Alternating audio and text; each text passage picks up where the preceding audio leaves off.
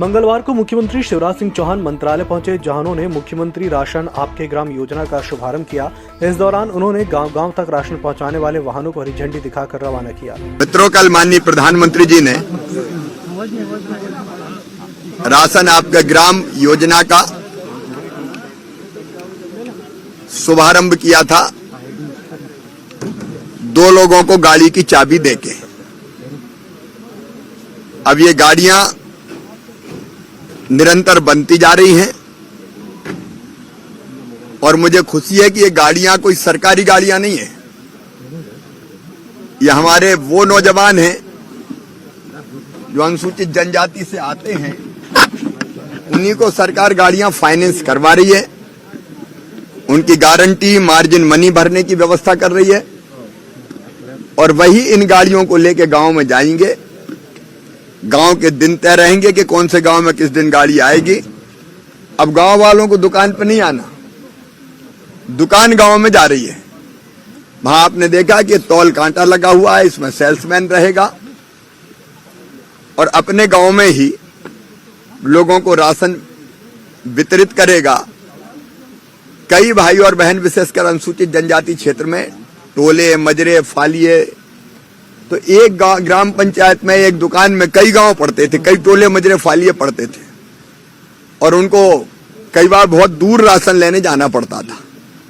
अब उनके टोले मजरे में ही गाड़ी आ जाएगी, उनको राशन देगी। कल प्रधानमंत्री जी ने बिल्कुल सही कहा कि समय भी बचेगा और पैसा भी बचेगा, नहीं तो आने जाने में ही परिश्रम भी होता था, पैसा भी लग जाता था। एक बड़ी सुविधा राशन आपके ग्राम, ये जो कल शुभारंभ किया था, एक साथ सब जगह नहीं हो पा रहा है। 89 ब्लॉक है हमारे, तो पहले चरण में जो 89 ट्राइबल ब्लॉक हैं उनमें ये गाड़ियां तैयार होती जा रही है, जाते जा रही है। हमारी कोशिश रहेगी कि इस साल मतलब 31 दिसंबर तक सभी 89 ट्राइबल ब्लॉक्स में ये गाड़ी पहुंच के काम शुरू कर दे। भाजपा प्रदेश अध्यक्ष विष्णुदत्त शर्मा ने पत्रकारों से चर्चा करते हुए कहा कि प्रधानमंत्री नरेंद्र मोदी का दौरा ऐतिहासिक रहा। उनके दौरे से नए उत्साह और ऊर्जा का संचार हुआ है और अब भारतीय जनता पार्टी प्रदेश भर में आदिवासियों के लिए और ज्यादा काम करेगी। इस दौरान प्रदेश अध्यक्ष विष्णुदत्त शर्मा ने प्रेस दिवस के अवसर पर सभी पत्रकारों को शुभकामनाएं देते हुए प्रोटेक्शन एक्ट को लागू कराने के लिए सरकार से चर्चा करने की बात कही। हृदय से अभिनंदन और आभार। हमारे माननीय मुख्यमंत्री जी का भी मैं बहुत आभार व्यक्त करता हूं और हमारे उन सब जनजातीय नेतृत्व को जो कल बड़े उत्साह और उमंग के साथ जो इतने महीनों से मेहनत करते हुए जिस काम में लगे थे और एक व्यापक अभियान की सफलता जो हुई है, उसके लिए मैं सभी हमारे जनजातीय नेतृत्व को, हमारे सभी जनजातीय भाई और बहनों को भी बहुत बहुत हृदय से आभार व्यक्त करता हूं। साथ में ही हमारे मीडिया के मित्रों की भी महत्वपूर्ण भूमिका रही है। आप सब लोगों ने भी जो जीवन बदलने का अभियान है उसमें किसी न किसी रूप में, चाहे वो प्रिंट मीडिया के माध्यम से होगा या इलेक्ट्रॉनिक मीडिया के माध्यम से होगा, समाज के अंदर उन बातों को पहुंचाने में भी आपने भी महत्वपूर्ण भूमिका निभाई है, जो समाज का एक महत्वपूर्ण अंग है। तो लोगों तक उनकी उन बातों को पहुंचाने में आप एक माध्यम बड़े सार्थक तौर पर बने, उसके लिए मैं आप सबका भी बहुत हृदय से आभार व्यक्त करता हूं।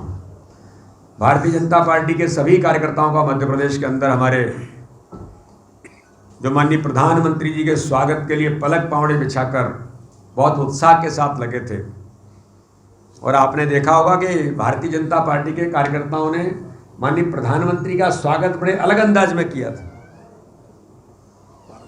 कि कल तो बड़े पारंपरिक तरीके से तो स्वागत था ही, लेकिन जो लोगों के जीवन बदलने का अभियान भारतीय जनता पार्टी की सरकार ने माननीय प्रधानमंत्री जी और माननीय मुख्यमंत्री जी के नेतृत्व में जिन योजनाओं के माध्यम से,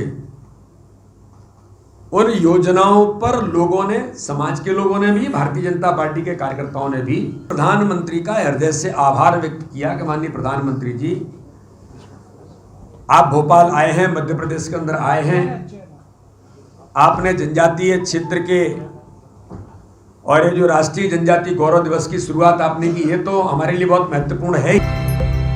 कांग्रेस की राष्ट्रीय प्रवक्ता सुप्रिया श्रीनेत मंगलवार को राजधानी भोपाल पहुंची, जहां उन्होंने प्रदेश कांग्रेस कार्यालय में पत्रकार वार्ता के दौरान मुगलों को लेकर बड़ा बयान दिया। उन्होंने बयान देते हुए कुछ मुगलों को अच्छा बताया, जिसमें उन्होंने अकबर का नाम लिया। उनके इस बयान के बाद भाजपा विधायक रामशरण शर्मा ने पलटवार करते हुए उन पर जमकर निशाना साधा। शासन में इस देश का जीडीपी 30% हुआ।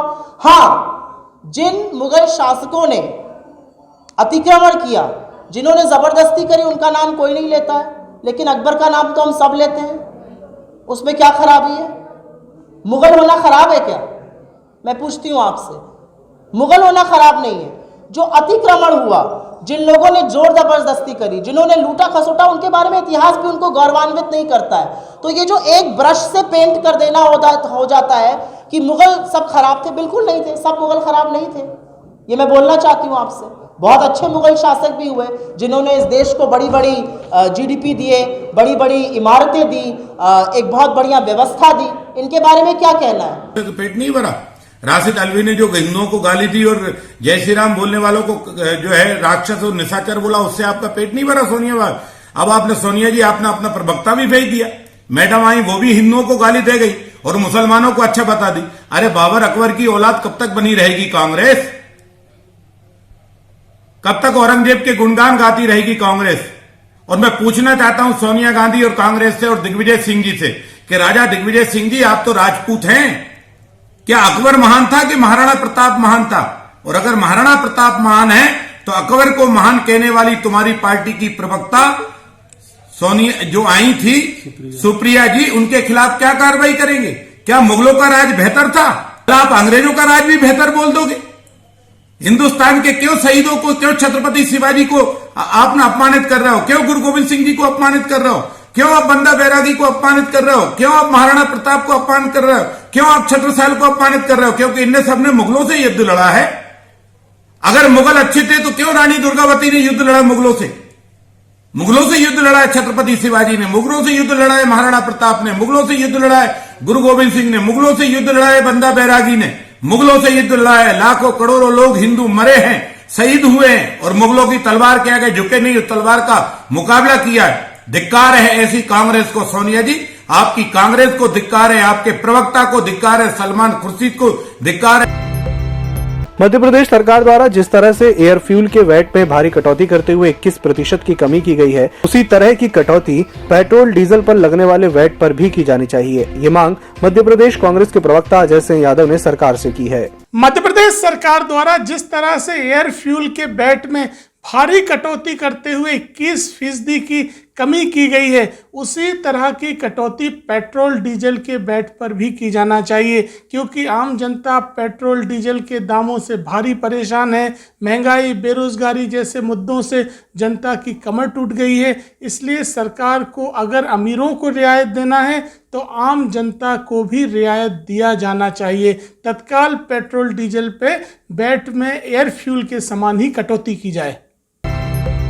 भोपाल में नगर निगम जनता के पैसे को पलीता लगा रहा है। भोपाल के नगर निगम जोन 8 में पेचवर्क का काम चल रहा है, जहां सीसी रोड के ऊपर ही डामर डाला जा रहा है।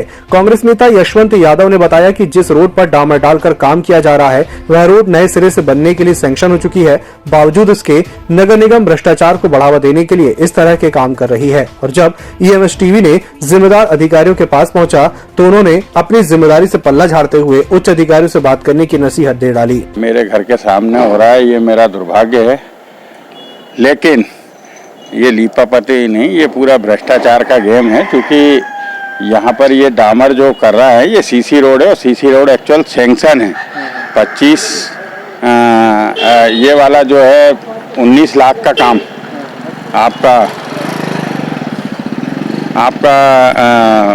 पार्षद निधि का सैंक्शन है, शिव मंदिर वाला सैंक्शन है, और उसके बाद में निगम प्रशासन काम करने को तैयार नहीं है, लीपापोती नहीं कर रही है, पूरे भ्रष्टाचार कर रही है। जो हमारी फाइलें हैं वो पूरी इनकी फाइलों को इन्होंने गायब कर दिया, जबकि सीसी वर्क होना चाहिए, उसके ऊपर डामर का काम नहीं होना चाहिए। अब ये बिल्कुल बर्बादी है, निगम प्रशासन इसके लिए जवाबदार है, निगम प्रशासन इसमें जवाब दे। कोई सुनने वाला ही नहीं। हम तो 10 बार कह चुके कि हमारे रोडों को बनाइए, वार्डों के रोडों को बनाइए आप। मध्य प्रदेश किसान कांग्रेस के प्रदेश अध्यक्ष दिनेश गुर्जर ने किसानों को 10 घंटे बिजली नहीं देने को लेकर भारतीय जनता पार्टी पर निशाना साधा है। इतना ही नहीं, उन्होंने कहा कि जब प्रदेश में कमलनाथ जी की सरकार थी तब किसानों को 10 घंटे दिन में बिजली दी जाती थी, लेकिन भारतीय जनता पार्टी की सरकार ने किसानों को ठगा है और उनके साथ कुठाराघात करते हुए रात को 2 से 4 घंटे बिजली ही दी जा रही है।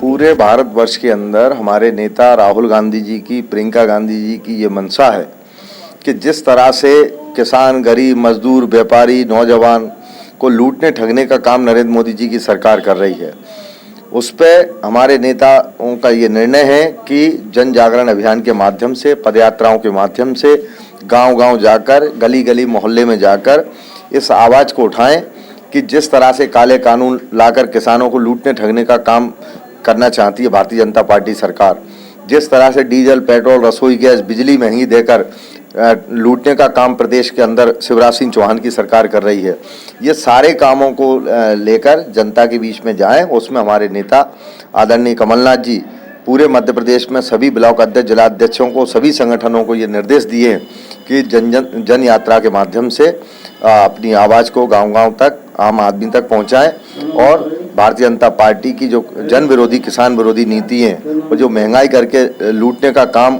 जनता के साथ हो रहा है, उसकी लड़ाई पूरे जमीन पर, सड़कों पर उतर के लड़ें। उस लड़ाई को हमारे कांग्रेस के कार्यकर्ता, सारे संगठनों के लोग और किसान कांग्रेस के साथी पदयात्राओं के माध्यम से इस लड़ाई को लड़ रहे हैं। ईएमएस टीवी के यूट्यूब चैनल को सब्सक्राइब करें और बेल आइकन दबाएं, साथ ही ईएमएस न्यूज ऐप डाउनलोड करें।